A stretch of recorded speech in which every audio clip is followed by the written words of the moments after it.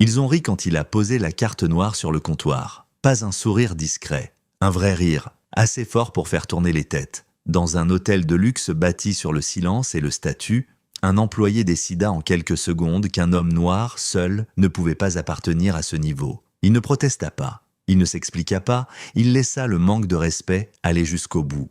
Parce que ce n'était pas une question de paiement refusé, c'était une décision. Une décision qui coûterait bien plus qu'une chambre, une réputation ou un emploi. Et une fois prise, il n'y aurait aucun retour en arrière. Les portes tournantes s'ouvrirent dans un souffle feutré lorsque Julian Cross entra dans le hall de l'hôtel.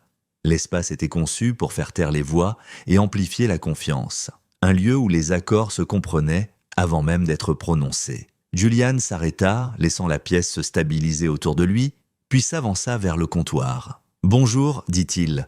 Enregistrement au nom de Cross.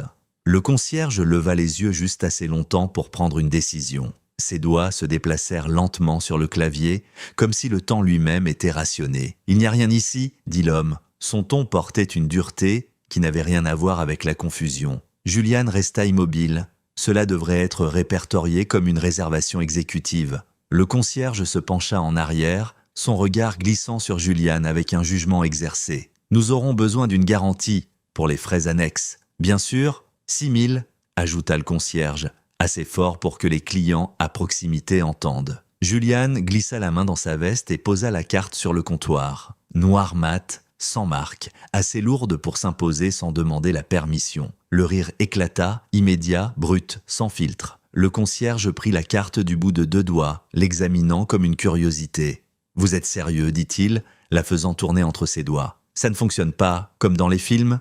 Quelques têtes se tournèrent, un couple ralentit le pas.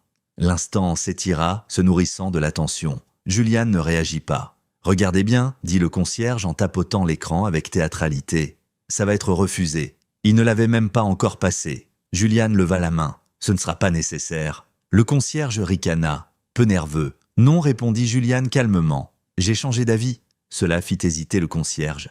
Julian reprit la carte et la rangea. Puis il sortit son téléphone et le déverrouilla. Regard stable, geste précis. « Annuler le partenariat », dit-il à voix basse, effet immédiat. Le sourire du concierge vacilla. Quel partenariat ? Julian continua comme s'il lisait une liste que lui seul voyait. Mettez fin à toutes les intégrations, gelez les transferts, informez le service juridique et la communication. Précisez que c'est définitif. La pièce commença à changer. Le visage du concierge se vida de sa couleur. « Monsieur, si c'est une plaisanterie… » « Ça ne l'est pas, » dit Julian. Un agent de sécurité avait commencé à s'approcher, puis s'arrêta quand la voix du concierge se brisa. « Vous n'êtes pas sérieux ?» Julian le regarda enfin, pas avec colère, avec clarté. « Vous venez de me voir renoncer à 4,5 milliards de dollars. » Le silence se propagea comme une onde de choc. Le concierge déglutit. « Attendez, vous… » Julian mit fin à l'appel et glissa le téléphone dans sa poche. « Vous avez décidé qui j'étais avant de poser une seule question, dit-il. C'était votre choix. » Les portes de l'ascenseur s'ouvrirent derrière eux.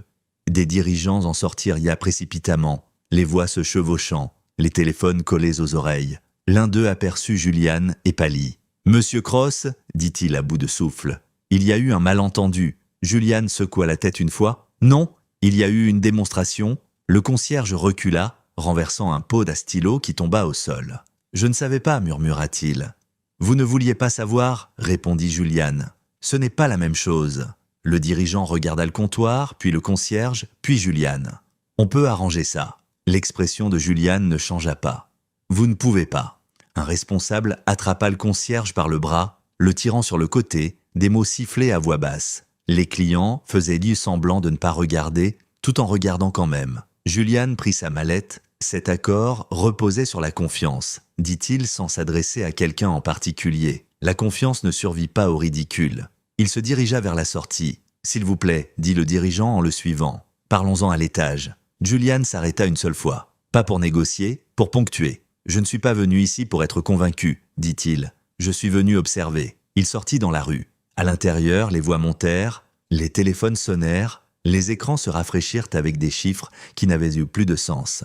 Le concierge s'effondra sur sa chaise, les mains tremblantes, la compréhension arrivant trop tard pour compter. Dehors, Julian se fondit dans le flux de la ville. Il avait des lieux où aller, Des décisions à finaliser, des partenaires qui comprenaient le prix des suppositions. Lorsque la direction de l'hôtel rédigea sa première excuse, l'annonce avait déjà été publiée. Les marchés s'ajustèrent, d'autres chaînes appelèrent, le silence le suivit comme une conséquence qu'il n'avait plus besoin d'expliquer. Julian ne se retourna pas. Il n'éleva jamais la voix. Il ne protesta jamais. Il retira simplement quelque chose qui ne leur avait jamais été garanti au départ. Et dans un hall conçu pour impressionner les puissants, l'absence qu'il laissa derrière lui dit tout ce qu'ils avaient besoin de comprendre. Si ce moment t'a mis mal à l'aise, tant mieux, c'est le but.